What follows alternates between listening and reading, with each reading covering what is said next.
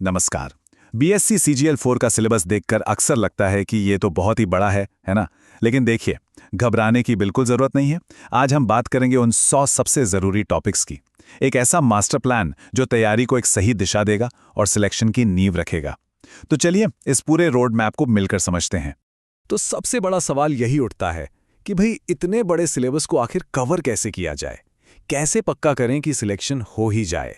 तो चलिए आज इसी सवाल का जवाब ढूंढते हैं। तो हमारी पूरी की पूरी स्ट्रैटेजी जो है वो इन मेन सब्जेक्ट्स पर टिकी है। सबसे पहले जनरल स्टडीज, फिर जनरल साइंस, उसके बाद मैथ्स, रीजनिंग और हाँ सबसे आखिरी में रैंक बूस्टर करंट अफेयर्स। अब देखिए इनको सिर्फ सिलेबस का हिस्सा समझने की गलती मत कीजिएगा। ये वो 5 पड़ाव हैं जिन्हें एक एक करके पार करना ही होगा अगर मंजिल तक पहुंचना है। तो चलिए शुरू करते हैं और सबसे पहले अपनी स्ट्रैटेजी के इन 5 पिलर्स यानी स्तंभों को समझते हैं। ये वो स्टेजेस हैं जिनमें मास्टरी हासिल करने का मतलब ही सिलेक्शन की गारंटी है। तो सबसे पहला और सच कहूं तो सबसे जरूरी सेक्शन जनरल स्टडीज। भाई इसको तो तैयारी की एकदम नींव मानकर चलना है। अब आप पूछेंगे क्यों? सिंपल है, क्योंकि सबसे ज्यादा सवाल यहीं से आते हैं और मेरिट लिस्ट में नाम ऊपर जाएगा या नीचे ये यही सेक्शन तय करेगा। तो शुरुआत करते हैं बिहार स्पेशल से, जिसका वेटेज सबसे ज्यादा है। इसमें क्या क्या आता है भाई? बिहार का पूरा इतिहास, स्वतंत्रता संग्राम में बिहार का क्या रोल था, यहाँ की कला और संस्कृति जैसे कि मधुबनी पेंटिंग, ये सब कुछ इसमें शामिल है। और सिर्फ इतना ही नहीं, बिहार का भूगोल, 2011 की जनगणना और पंचायती राज, इन टॉपिक्स पर तो एकदम मजबूत पकड़ बनानी होगी। और हाँ, एक बात बिल्कुल ध्यान में रखनी है, स्वतंत्रता संग्राम की बात हो और चंपारण सत्याग्रह की ना हो, ऐसा हो ही नहीं सकता। ये टॉपिक सबसे ज्यादा जरूरी है। आखिरकार गांधी जी का भारत में ये पहला आंदोलन था। अच्छा जी, अब बात करते हैं इंडियन हिस्ट्री और पॉलिटी की। देखिए, इतिहास में सिंधु घाटी से लेकर मुगल काल तक तो पढ़ना ही है, पर सबसे ज्यादा फोकस रखना है इंडियन नेशनल कांग्रेस और गांधीवादी युग पर। और हाँ, क्योंकि बौद्ध और जैन धर्म का बिहार से गहरा नाता है, तो ये टॉपिक्स भी बहुत जरूरी हो जाते हैं। वहीं अगर पॉलिटी की बात करें तो संविधान की आत्मा यानी प्रस्तावना और मौलिक अधिकारों से लेकर संसद और न्यायपालिका कैसे काम करती है, हर एक टॉपिक इंपॉर्टेंट है। और जनरल स्टडीज का हमारा आखिरी हिस्सा है ज्योग्राफी और इकोनॉमी। ज्योग्राफी में सोलर सिस्टम से लेकर भारत की नदियां और यहाँ की जलवायु तक के जो बेसिक्स हैं उन्हें कवर करना है। और इकोनॉमी में 5 ईयर प्लान्स और नेशनल इनकम जैसे कॉन्सेप्ट्स पर ध्यान देना है, जिसमें जीडीपी और रेपो रेट जैसी टर्म्स को समझना बहुत काम आएगा। चलिए अब जरा गियर बदलते हैं और चलते हैं अपने दूसरे सेक्शन यानी जनरल साइंस की तरफ। एक बात साफ समझ लीजिए, यहां रट्टा मारने से ज्यादा जरूरी है कॉन्सेप्ट को समझना। यह पूरा का पूरा खेल लॉजिक और एप्लीकेशन का है। तो साइंस के 3 मेन हिस्से हैं, राइट? बायोलॉजी, फिजिक्स और केमिस्ट्री। बायोलॉजी में ह्यूमन बॉडी, विटामिन्स और बीमारियों से जुड़े सवाल सबसे कॉमन हैं। फिजिक्स की बात करें तो न्यूटन के नियम, वर्क एनर्जी और लाइट जैसे फंडामेंटल्स पर ध्यान देना है। और केमिस्ट्री में एटॉमिक स्ट्रक्चर, पीरियोडिक टेबल और एसिड बेस जैसे बेसिक कॉन्सेप्ट्स को समझना बहुत जरूरी है। अरे हाँ, एक छोटी सी लेकिन काम की टिप सुनिए।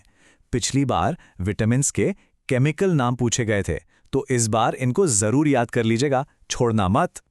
अब आते हैं उस सेक्शन पर जहां पूरे में से पूरे नंबर लाए जा सकते हैं। जी हां, बिल्कुल सही समझे, बात हो रही है मैथ्स की। अगर बेसिक्स मजबूत हैं और प्रैक्टिस जबरदस्त की है तो यकीन मानिए ये सबसे ज्यादा स्कोरिंग एरिया बन सकता है। मैथ्स की शुरुआत होती है सिंप्लीफिकेशन से, और सिंप्लीफिकेशन में बॉडमास का नियम ही सब कुछ है, यानी bracket, order, division, multiplication, addition और सब्ट्रैक्शन। ये जो क्रम है ना, यही एक्यूरेसी की चाबी है। बस एक बात याद रखनी है, मैथ्स में सफलता का सिर्फ एक ही मंत्र है, स्पीड और एक्यूरेसी। मैथ्स के सिलेबस को ना हम कुछ हिस्सों में बांट सकते हैं ताकि आसानी हो। सबसे पहले है अरिथमेटिक, जिसमें नंबर सिस्टम और परसेंटेज जैसे टॉपिक हैं। फिर आता है इंटरेस्ट का सेक्शन, सिंपल और कंपाउंड दोनों।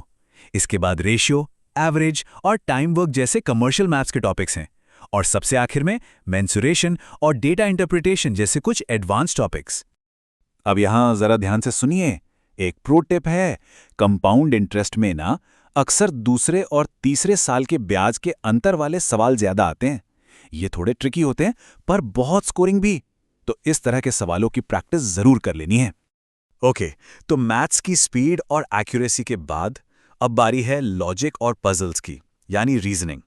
ये सेक्शन पूरी तरह से सोचने की क्षमता और स्पीड का टेस्ट है, और इसकी सबसे अच्छी बात पता है क्या है? जितनी ज्यादा प्रैक्टिस उतना ही ज्यादा मजा। रीजनिंग को हम मोटे तौर पर दो हिस्सों में देख सकते हैं। एक है लॉजिकल रीजनिंग, जिसमें सिलोजिज्म और ब्लड रिलेशन जैसे दिमागी खेल होते हैं, और दूसरा है विजुअल रीजनिंग, जिसमें वेन डायग्राम और सीटिंग अरेंजमेंट जैसी पहेलियां आती हैं जिन्हें देखकर सॉल्व करना होता है। एक बात पर खास ध्यान देना है, सिलोजिज्म के सवालों के लिए वेन डायग्राम मेथड में मास्टरी करना बहुत बहुत जरूरी है। एक्यूरेसी इसी तरीके से आती है। और अब हम आ गए हैं अपने आखिरी और शायद सबसे डिसाइसिव सेक्शन पर, करंट अफेयर्स। देखिए, यही वो सेक्शन है जो फाइनल रैंक बना भी सकता है और बिगाड़ भी सकता है। तो ये रहे वो आखिरी 10 टॉपिक जो रैंक तय करेंगे। इसमें हाल की नेशनल और इंटरनेशनल अपॉइंटमेंट से लेकर नोबेल और ऑस्कर जैसे बड़े अवार्ड्स तक सब कुछ शामिल है। इसके साथ ही G20 जैसी बड़ी समिट्स, ज़रूरी मिलिट्री एक्सरसाइज, अलग अलग इंडेक्स में भारत की रैंक क्या है, और हाँ, इसरो की नई नई उपलब्धियां, इन सब पर पैनी नज़र रखनी होगी। तो ये है पूरा 100 टॉपिक का मैप। इसे अपनी तैयारी का आधार बनाइए। सफलता का रास्ता अब बिल्कुल साफ है। सवाल बस एक है, क्या इस सफर के लिए सब तैयार हैं? तो बस अपनी तैयारी शुरू कीजिए। All the best.